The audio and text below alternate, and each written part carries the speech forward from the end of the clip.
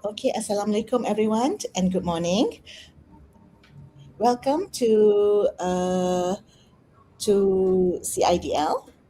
Okay. On behalf of the Center for Innovative Delivery and Learning Development, Department of Academic and International (UITM), it is my great pleasure to welcome you to the Innovative Delivery and Learning webinar series. My name is Julina and I will be your moderator for today's session. So this webinar series is a continuous initiative by CIDL, Department of Academic and International University Technology Mara, implemented through the collaborative group Global Learning. The series aims to empower academic competencies and to ensure that the university's aspirations for innovative delivery and effective learning are continuously achieved and further strengthened. So, global learning has been recognized and has achieved many prestigious awards. So, to name a few of the awards, is that global learning has won gold and best of the best tertiary social science category at the Digitalized International Invention, Innovation and Design Competition 2021. Global Learning also has won Gold Award at the Congress and Innovation Competition in Teaching and Learning in 2020. And Global Learning has won an award at Inaugural Collaborative Group Award, University Technology Mara 2020, to name a few. So, today's webinar is titled Global Learning in Action, Embedding OBE, VBE, and Sustainability in Higher Education. So before we start, I would like to introduce our two speakers. Our first speaker is Mr. Oswald Timothy Edward. Okay, Mr. Oswald is a senior lecturer from the Faculty of Business and Management, UITM Johor, and he has over 30 years of experience in higher education. His excellence in teaching has been formally recognized through the prestigious Anugerah Pengajaran in the Anugerah Academic University 2018. In addition, he has received more than 20 innovation awards at institutional and national levels for teaching innovation, educational creativity, and scholarly contributions.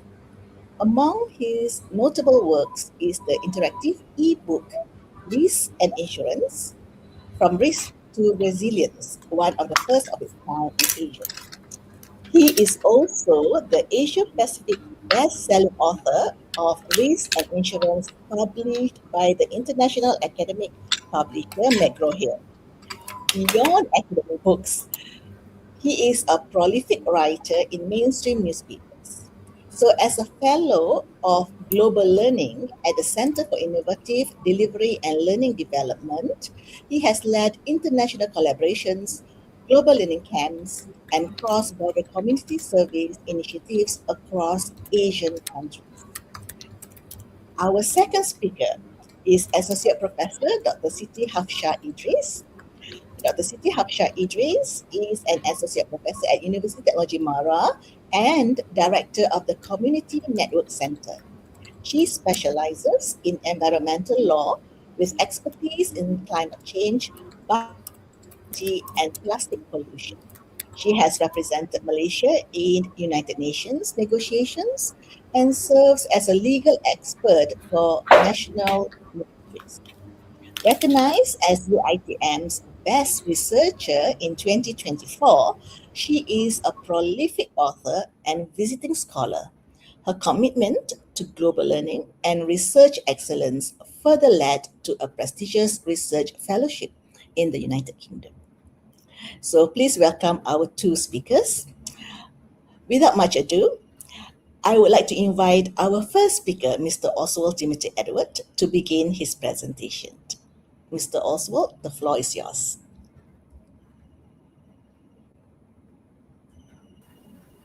Thank you very much, Ms. Julina. Please allow me to share my screen.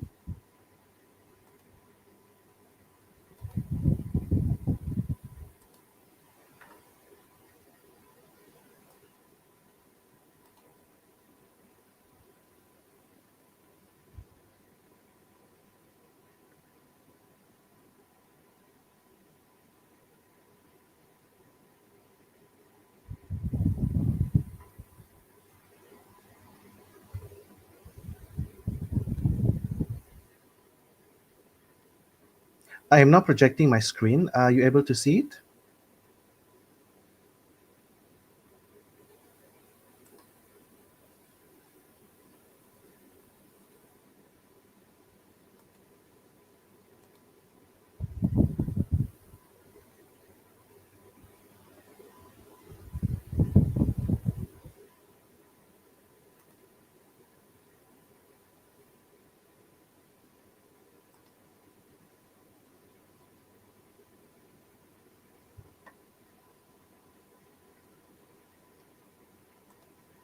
Okay, Mr. Oswald, your it is on the screen. Okay, thank you. Salam sejahtera and a very good morning. In UITM, global learning refers to a teaching and learning approach that intentionally exposes students to international, cross-cultural, or global perspective as part of their academic experience. So, dear listeners, our topic today is global learning in action, embedding OBE, VBE, and sustainability in higher education. Welcome to this webinar. Once again, uh, just to introduce you, our team on global learning, consisting of three members, myself as a fellow, and Julina Muchar from the Academy of Pengajian Bahasa, and Associate Professor Dr. Siti Harsha from Faculty of Law.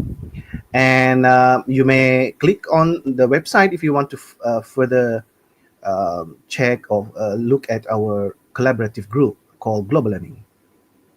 The contents of our presentation today would be consisting of two parts, which is introducing you to the global learning and understanding global learning and its relevance, and then embedding OBE, VBE, and sustainability in higher education. But of course, this is on a surface level, which is just an introductory level. And in part two, we will be looking at the how, which is organizing global learning session and the examples of global learning sessions and some frequently asked questions for all of you to be familiar with. So we must stop thinking about global education means going somewhere, because um, global learning can occur in your own classroom. So as I mentioned earlier on, in UITM, yeah, global learning refers to a um, teaching and learning approach that intentionally exposes students to international, cross-cultural, or global perspective as part of their academic experience. So it is not limited to students' exchange overseas or overseas travel. Instead, global learning in UITM focuses on how learning is designed, what students experience, and what outcome they achieve.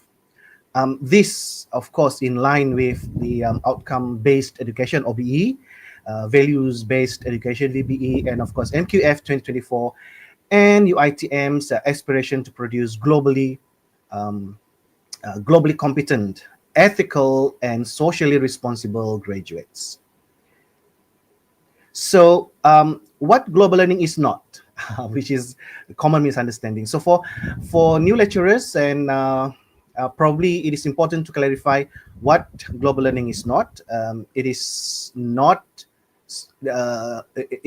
only students' mobility or exchange, like I've mentioned earlier on, and it is not only international travel, and it is not an extra activity outside the curriculum, and it is not only for high performing or selected students or the elite students.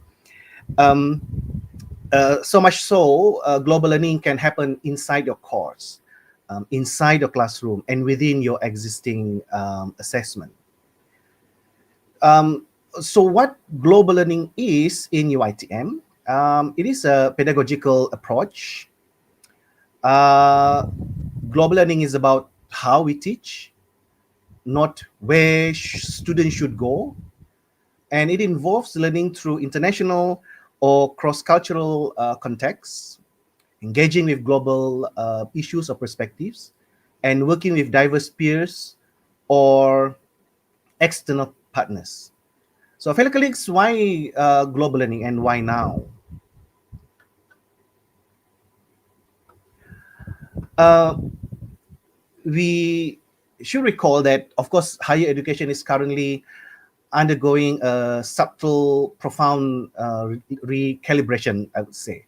While curriculum content, disciplinary rigor, and scholarly depth, of course, remain fundamental, the expectations placed on universities today extend well beyond knowledge transmission.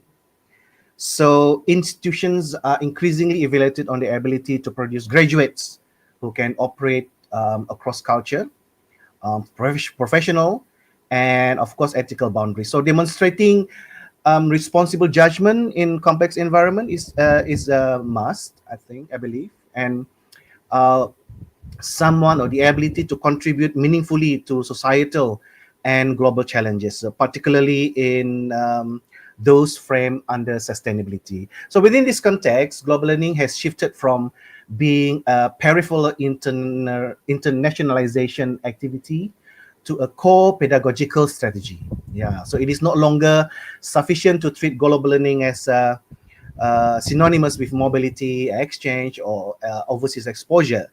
So at this point of time, global learning must be understood as a deliberate educational design that enables institutions to operate, as I mentioned earlier on, the outcome-based education, OBE, beyond declarative outcomes and next VBE or values-based education through life or lived learning experiences and meaningfully engage with global sustainability agenda as emphasized by MQF 2024.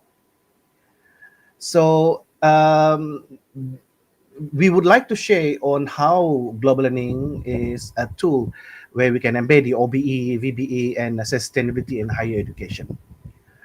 Um, I think a persistent misconception in education or in academic discourse is that global learning with always referred to as something just international mobility, which is like bringing our students out of Malaysia and all that. So, but of course, while mobility remains one modality of this global learning, it is neither necessary nor sufficient to define global learning. So, at a conceptual level, global learning refers to learning experiences that place students in contexts of difference.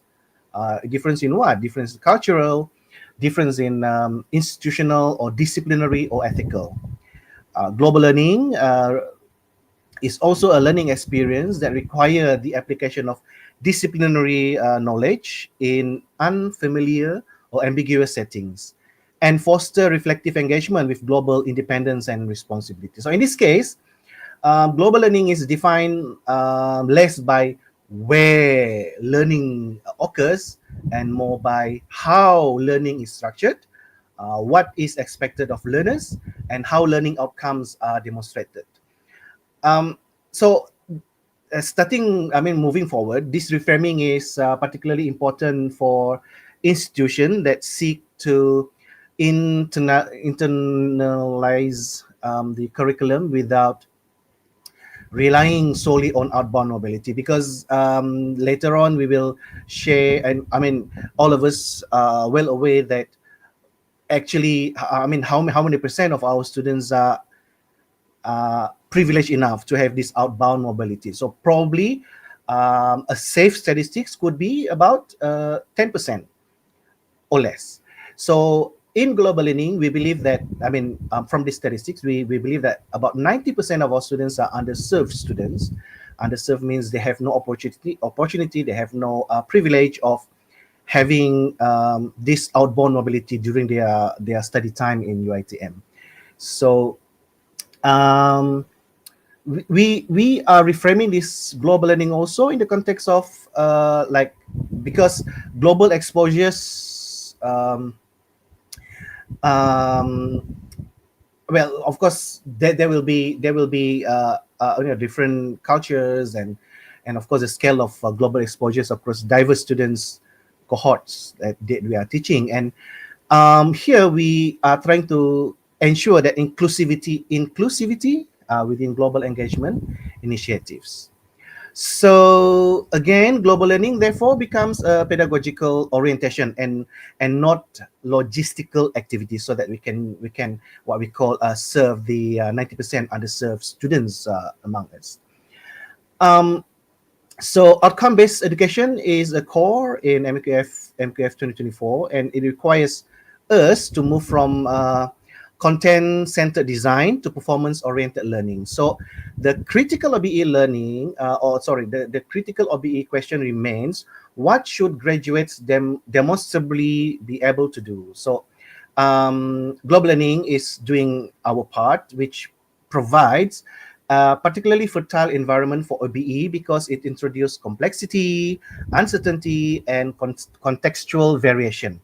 All of these compel learners to demonstrate capability rather than recall. So, within global learning context, students are routinely required to analyze issues through multiple cultural and discipline lenses, probably perhaps by having case studies overseas, negotiate meaningful and decision within the multicultural teams that may be present in the global learning session later. In global learning also, students are able to articulate arguments to audiences with different assumptions and values, and of course respond to real world problems that resist textbook solutions. So these conditions align strongly with MQF learning outcome, um, the learning outcome clusters relating to the four pillars of cognitive skills, functional working skills, the leadership and responsibility, and of course ethical reasoning. So from the OBE standpoint, global learning strengthens constructive alignment by ensuring that the CLO are framed in terms of application and judgment, and the learning activities stimulate authentic potential professional context, and the assessment captures evidence of performance and not merely participation. So OBE in this sense is no longer aspirational, it becomes empirically observable through the initiative of global learning. Global learning and values-based education from intent to practice. Yeah. So VBE represent one of the most challenging dimension of curriculum implementation, particularly in the tertiary level. So values like integrity, respect, empathy, professionalism, and what is the other one? Social responsibility. All of this cannot be meaningfully assessed through conventional examination. So global learning is doing a small part of it, which actually addresses these challenges by situating learners in ethically charged contexts where values are encountered or negotiated, tested, and reflected upon. So example could be cross-cultural collaboration where assumptions are challenged, community engagement that exposes socio-economic disparities, decision-making scenarios involving competing stakeholders' interests. But of course, before I move on, probably there will be questions like, how can we afford to do this in terms of funding and all that? By all means, we can do virtually. So it could be like the one that I have just concluded. We started some time in September, and then we have just concluded in January. And out of this 4 months global learning program, we have had 1 week on-site, you know, engagement with international students.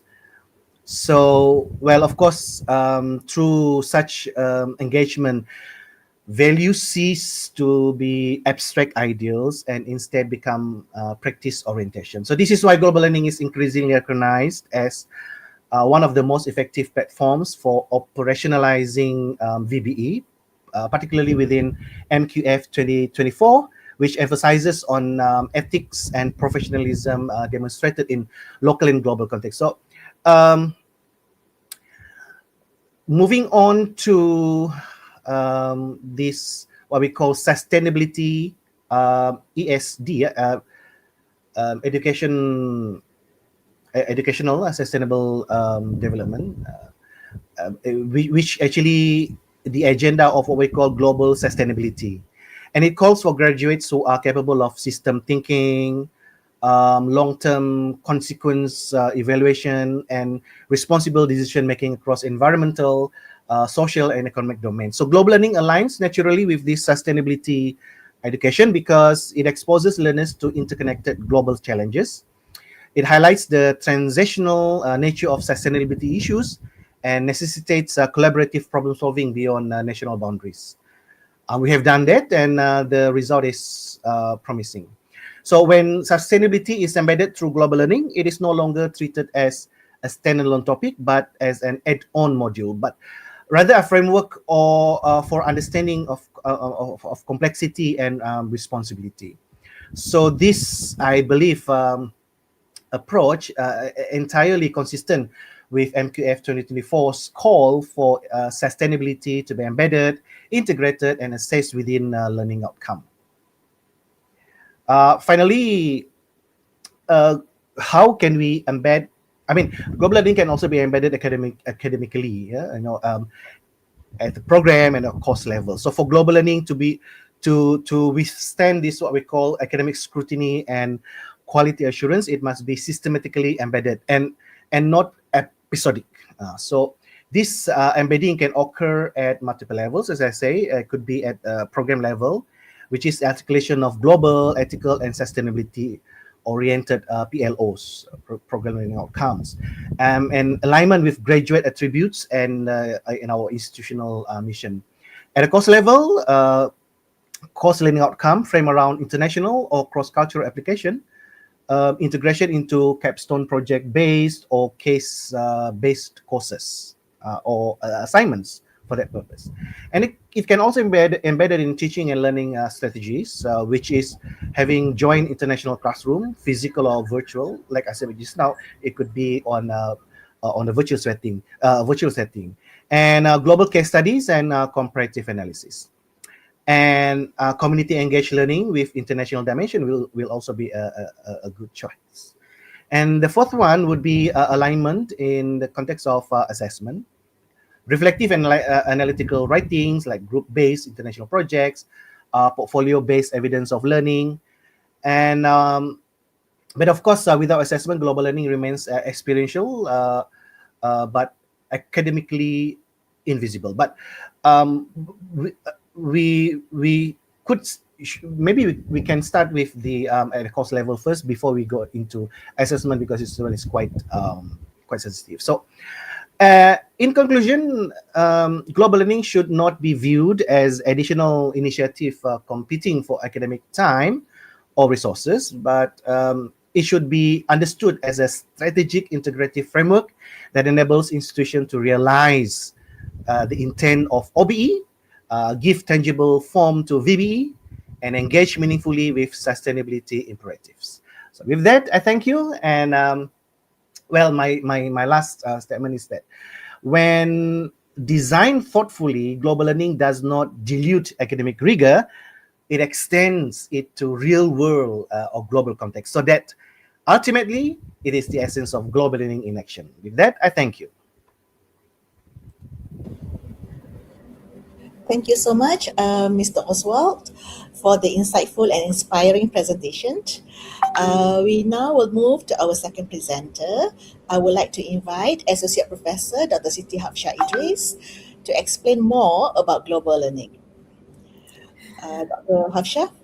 Okay, thank you so much. Thank you so much, Miss Ju. Okay, and then also to Mr. O for the presentation just now on the what is global learning. So my slide will actually share about how to plan for the global learning.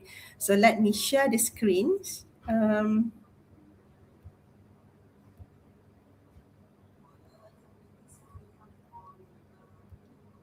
you see my screen now?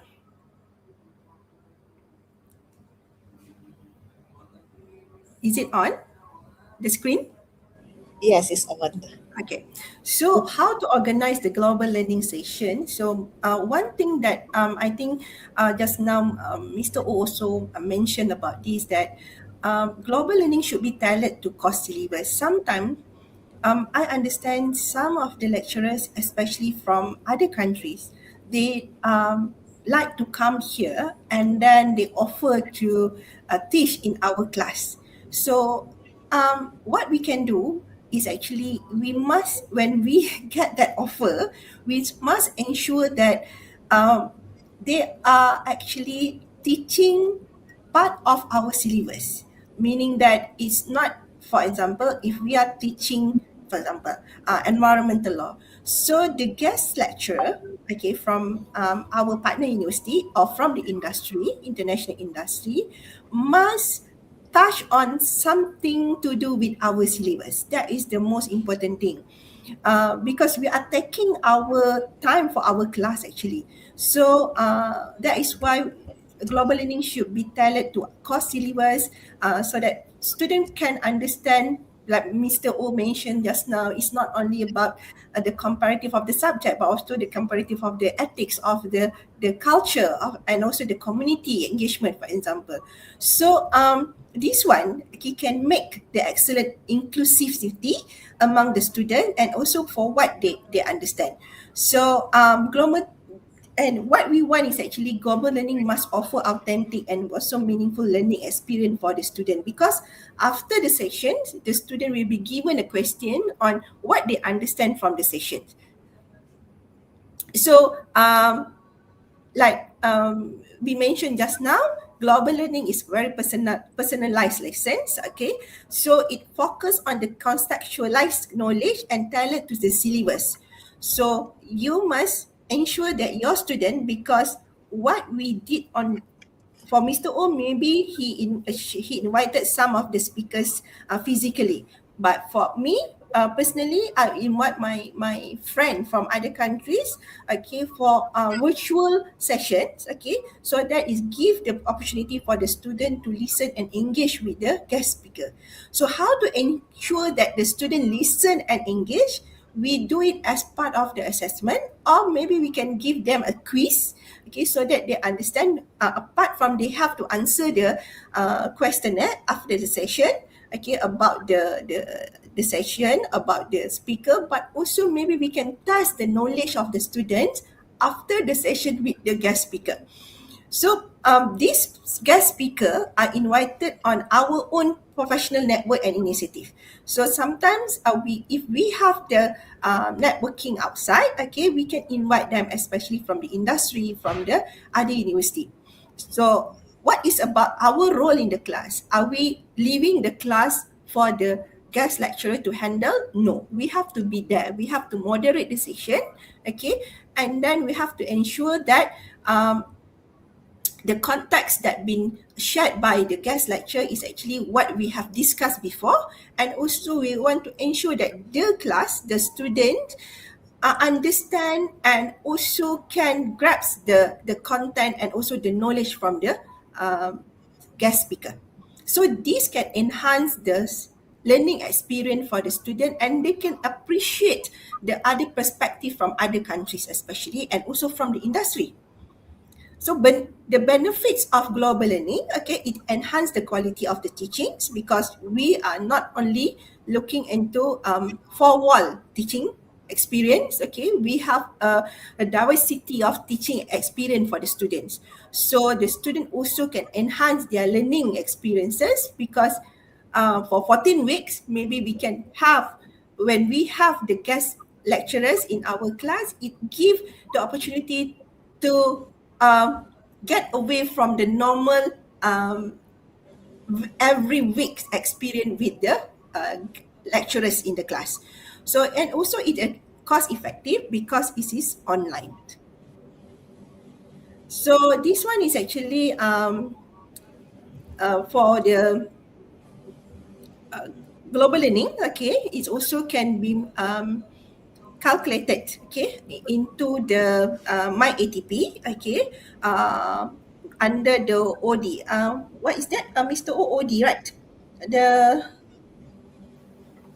It is equivalent to Band 5 of collaborative teaching because it involves collaboration with international guest speakers. Yeah, that we have this one is in our the 20%. Yeah. Yes, 20%. But this one is actually on OD kan. I can't remember the terms in the self assessment. The self, Self-assessment, yeah. self Yeah. assessment. We have the short form. I can't remember the short form, but this one is self assessment. Okay. And then, okay, this one is also the quality pencapaian 2022, 20%, okay, because global learning is also part of the pengajaran kolaboratif, which is under band 5. Okay, this one is jadual quality pencapaian in the, also in the My ATP, okay, and then we go to the how actually to plan for the global learning sessions. Okay, so the impact to student learnings is how it can impact. So one is actually high interactive connections, reflections, analysis, application, deeper approach to learnings. So how to do that? Okay, the phase one is actually the planning. Second phase is implementations, and the third one is review and improve. So global learning skill in higher learning institution is like this. Okay, the skill here refer to the aspect of time people involved in the planning. Okay, from the institution part, and then faculty department, the program, course and lesson, and individual students. Normally, what we do is actually when we plan, okay, we plan it in the early semester before the semester start. So we know that which particular weeks that we want to invite the lecturers to come to our class, the guest lecturer to come to our class. We need to plan properly, especially because it will be embedded into our lesson plan. And of course, we want to ensure that the timing and the schedule of the guest lecturer is actually suitable for our class. Especially if we have a lecturers or industry that is where they have a different time zone with us. For me, normally I invite someone from other region, for example, from Korea, from other from Europe or from US. So we have a different time zone. So we need to plan properly, especially if our class in the morning. So we want to ensure sometimes they're willing to come, okay, despite the different time zone, but sometimes, okay, they are reluctant. So if we cannot get one particular lecturers or particular industry to come, then we have to find another one to come for our class. And then we also have to plan which week that we want to invite them, because we want to plan our syllabus so that it will not actually distract our student with the syllabus flow. So the planning is very important. And then for those who are actually do not have the networking, okay, one actually you can use your partners from faculties partners from Indonesia, okay. But normally from Indonesia we have an issue because they want to teach whatever they have there with our students. Okay, sometimes they also have the requirement to come to our university as a global for global lecture, for example. But we have to ensure that the subject they are teaching there actually same with us, or seem at least they have some similarity of the context of their syllabus with us, so that our syllabus is not too different from what they teach in the class. And then if not, okay, we can have another networking. How to get the networking? Of course, we can have a LinkedIn. Okay, from LinkedIn, we can actually put our profile in the LinkedIn, and then we can get a lot of friends from there. So normally what I do is actually from LinkedIn, I will connect with the industry. I will connect with the professor and also lecturers from other region especially. And then we build the connection first. We build the trust, and then maybe we can start to discuss about their expertise. Then later on, we can invite them to our class. And of course, with a global learning, we will give them a certificate. They need the certificate. So with the certificate, it suffice for them to come to our class. But again, like I mentioned just now, please ensure the timetable, the schedule, the time zone is actually suitable with both parties. So that one is the planning. And then if we have a maths lecture, for example, so we also have to ensure that whether we want to do it for our class only or for other lecturers to do that. Okay. And then how to implement. When we want to implement, we need to ensure that all the necessary technical things, for example, must be perfect on the day, especially if we want to do it online. So first we want to ensure we need to brief the speakers beforehand, what they need to do, and then what's the syllabus, and then also we need to prepare the student, especially for them to interact with the guest lecturer. And we have to, before the class, okay, we need to inform the student firsthand that the background or the profile of the guest lecturer, so that they can understand the content that will be delivered by the guest lecturers. And also, most importantly, we have to inform the student the correlation between the subject and also the content that the lecturers will be given in the session. So that one is very important, so that the student will be well prepared, and the guest lecturer also will be well prepared with the audience that they are going to see in the class. And then the third one is also, okay, this is the planning one, okay. Study the syllabus, know the students, match the topic, and then discuss approval for management. Of course, when we want to do this in the planning part, I miss this one. We have to discuss with the management, we have to discuss with our Deputy Dean of Academic Affairs, okay, and also Student Affairs on our program. And then this is very important because we have to do the proper paperwork, and then to get to put the management in the know about our classes. And we can also invite other lecturers and also other students from other classes or from other parts to join our class. So because this one is actually zero cost for airfare and also accommodation, because it is going to be online and virtual. So after that, okay, then this is how we do it, okay, how to make the connection, okay. This is the founder, okay, Nadia Tantawi, the founder of this global learning, okay. So how we actually, this one through LinkedIn, how to actually we want to connect with other partners from other university and also industry. And if you want to list up the list of industry, you can ask us from the ICANN, okay. I can have a list of industry, okay, that you can connect with, and also you can also ask UG about the partners that we have. Maybe we can connect with some of the lecturers there. Okay, so how to connect through LinkedIn? Okay, there is another sessions. Okay, how to make a connection, how to do the networking with others. Sometimes with a simple email, it's very enough actually for you to make a connection with other partners from other university, especially.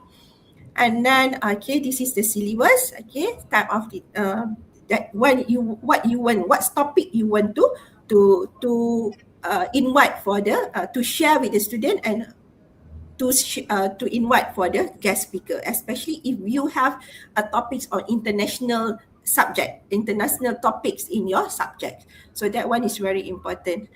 Okay, so for here, if for example, this is my syllabus, okay, I have a topic on international law, so that is why they can compare, they can talk on the international their law in the country, and then we can compare their law and also Malaysian law, and also they can talk about international law, the compliance with international law. And then another one is on the environmental planning and control. This one we can call someone from the agencies, government agency, or also from the industry to talk about the planning and also the management. And so this one is example of the syllabus. And then the implementation part, I already discussed about the implementation part just now. Okay, how to for you to prepare the lesson.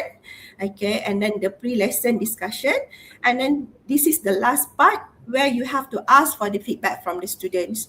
So you have to have a post-lesson discussion with your guest speaker, what they think about the classes, and then what we can improvise from the session with the speakers, and also the feedback from the student. From these two feedback, from the guest speaker and also from the student, then write an email to the guest speaker, and also we give their certificate, okay, so that they're willing to come again for the next session, okay, next semester. And for the student, as I mentioned just now, maybe we can do it a small quiz to test their knowledge about not only the feedback but also their knowledge about the session. If not, sometimes they cannot participate or they cannot cooperate with the session because they think that it is voluntary basis.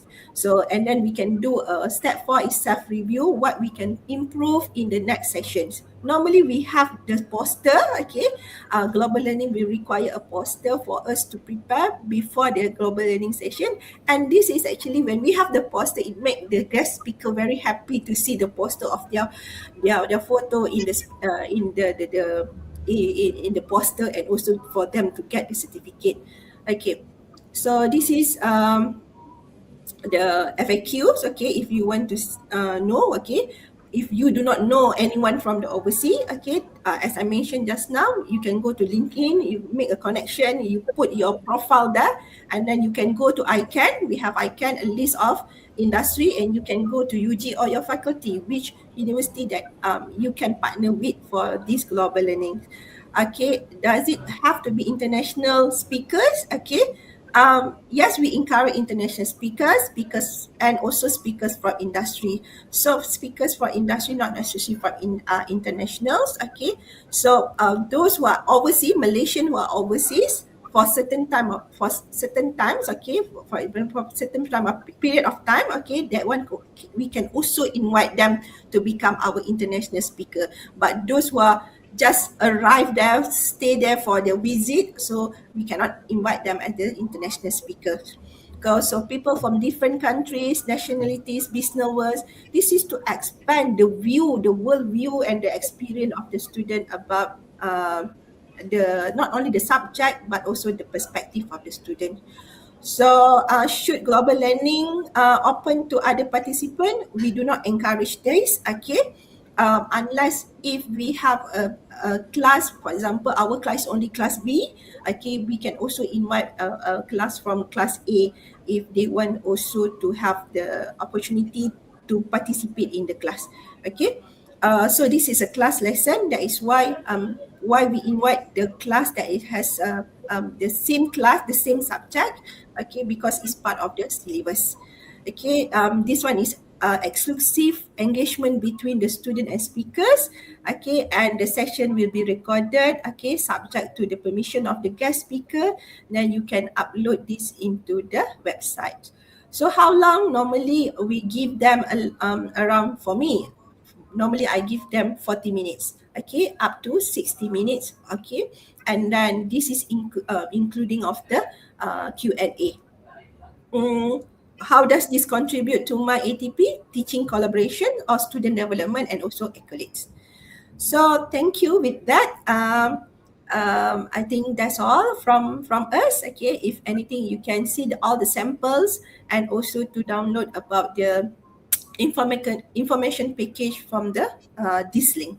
Thank you so much from us. Thank Back to you. you, Miss Juliana. Thank you, Dr. Hafsha, for the enlightening presentation.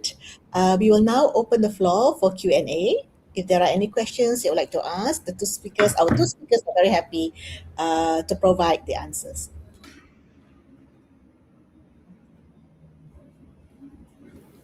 Maybe I can start with questions from our colleague, which is sent to my WhatsApp. The question is asking on what makes global learning to be different from collaborative teaching, or is collaborative teaching or global learning is the same.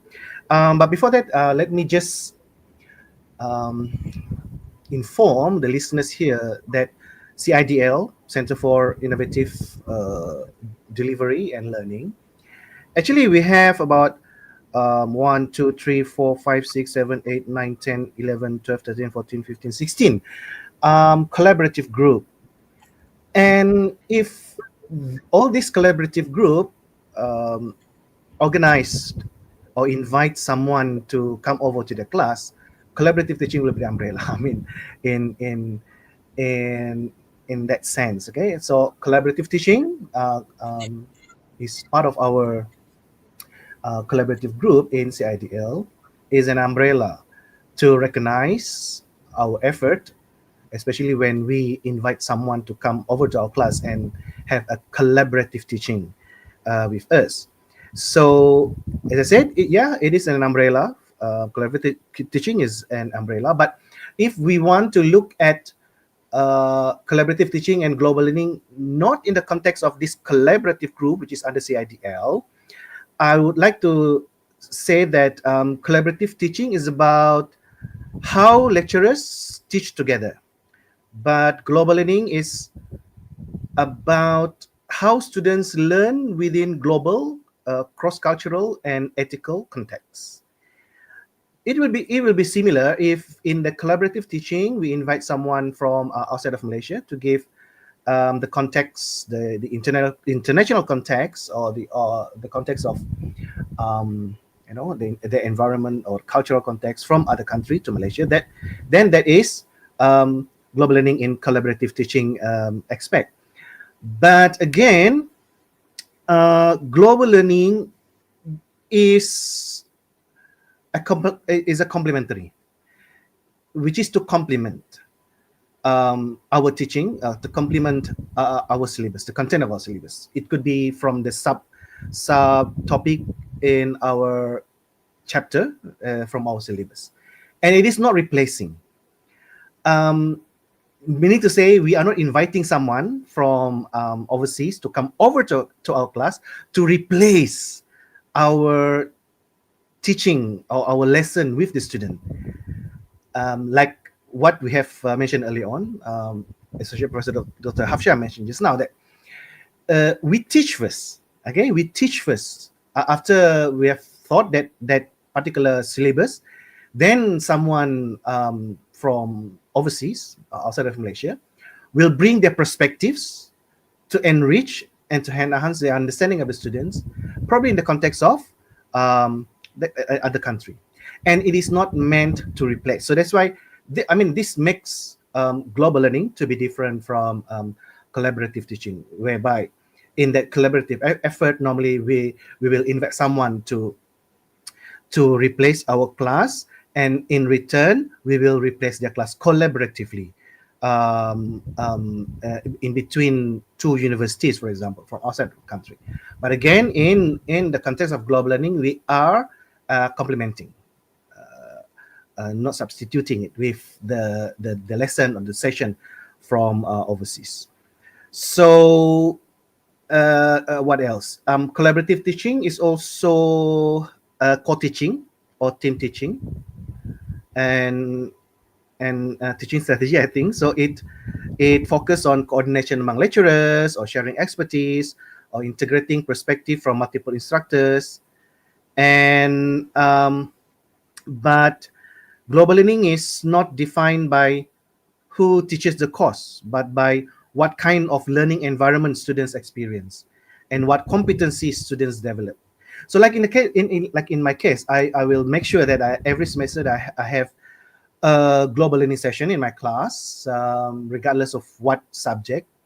Um, by all means, for academic pengajaran bahasa, you have lots and lots of opportunity to invite someone from outside of Malaysia, because you have this like spoken English with what do you call that, non-native speakers, and the accents and all that. But subjects like me, risk and insurance, we don't have a particular syllabus, a particular content of a syllabus which talk about international, international context of risk and insurance. But I still invite, and almost every semester I still invite someone from overseas to share their experience. Like, for example, in the case of corporate risks management, so they share. They bring in case studies from a company in their country which which was declared as bankrupt. So from that bankruptcy, and they can see, how different is our law, for example, or how different is our expectation or understanding on the issues of bankruptcy. So, but of course, we will gel it into the context of our syllabus, like um, what is the moral of the story? So the moral of the story is risk management. So inadequate risk management and all that. But it is from the context of that country. So I've also invited someone from Nigeria talking about takaful. So Islamic insurance, right? Takaful, from their perspectives, and how is it different from the takaful implementation from Malaysia, for example. And I have also invited. And this is very very very unique, and I always share with my audience. I have also invited someone from New York, and that global session happened during this COVID time. So he's working in a hospital. I mean, as a oh, I forgot what is the post, um, who is doing test um, in the lab, and normally he will draw the blood, and he brought his syringe, but it is at night time, because the time different from New York and Malaysia is quite a distant, right? So students got excited with his explanation when he brought his syringe, and in that syringe he has blood drawn, and he said, ethically I cannot bring someone else's blood, so they said I drew it from my own blood. And and he show about what to see and all. But the moral of the story is we want to teach students on how to manage personal risks, by knowing the potential, or by knowing whatever they can interpret from the blood test, and students at that time, when in my class, they were not so talkative, they will just like kept quiet. But this guy, I mean, this speaker can really make them talk, and one of the most how to say touching experience that I have experienced there was a students who shared.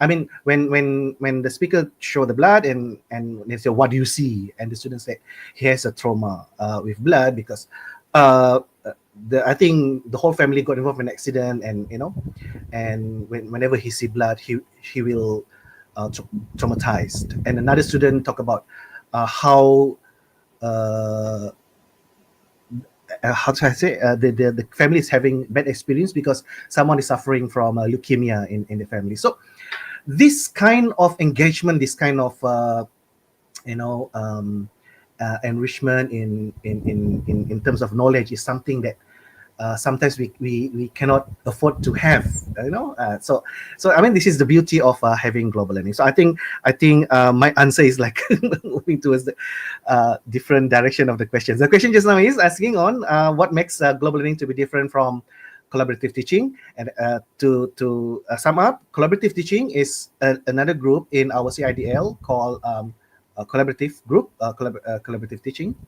And collaborative teaching as a group in our CIDL is an umbrella to all collaborative group, in terms of recognizing and acknowledging our effort in inviting someone to come to our class and give their lesson in our collaborative teaching. But global learning is not only in that aspect, but also to have this kind of engagement. We call it learner-centered, not so much into teaching collaboratively or having this collaboration with other universities or institutions. Thank you for the question. We have any more questions, Ms. Julina? No, that's all, Mr. O. There are no more Oh, questions yeah. in the chat. I received another question at PM to me. Can we invite someone? Sorry. Uh, can we invite a Malaysian who is working in other country to be our guest speaker in a global learning? I Uh, think I already answered that one. I mentioned that one in yeah, my session just now. correct. We Yes, we can, but can, right? We can. we can, but we have to give them ample time to assimilate, or a culturalize a culturalization in that country. So maybe we need to check whether they have been in that country for like more than 2 years, maybe, or 3 years. So I mean, it's impossible for us to just invite our friend who happened to be studying in the UK, for example, to give perspectives of that country when she's just being in UK for 2 or 3 weeks time, probably not advisable. uh, it could be vice versa also. We can invite someone who is working in Malaysia but they are originated from somewhere else. Oh, sorry, so, I'm a very bad word. They originated from other country, so they can be expatriates, or from the embassy office, or it could be a CEO in a public listed company in Malaysia, but they are not the Malaysian. They are originated from other countries. So we can also invite them to come to our class. Probably we can invite them physically because um, they are in Malaysia. So that will be the beauty. Yeah. Thank you for that question.